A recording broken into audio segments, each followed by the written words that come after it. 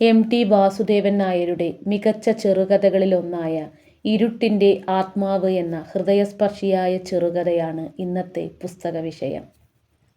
Hello കൂട്ടുകാരെ, ഏവർക്കും Mallu novel കഫേയിലേക്ക് സ്വാഗതം.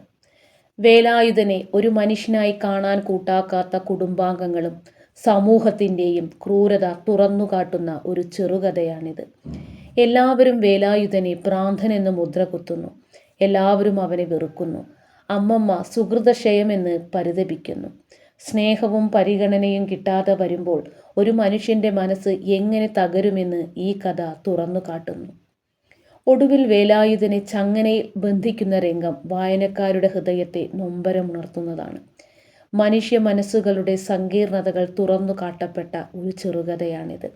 നേർത്ത തേങ്ങലോടെ മാത്രം വായിച്ചവസാനിപ്പിക്കാൻ കഴിയുന്ന ഹൃദയഭേദകമായൊരു ചെറുകഥ. നിങ്ങൾക്ക് ഈ വീഡിയോ ഇഷ്ടമായാൽ ലൈക്ക് ആൻഡ് സബ്സ്ക്രൈബ്.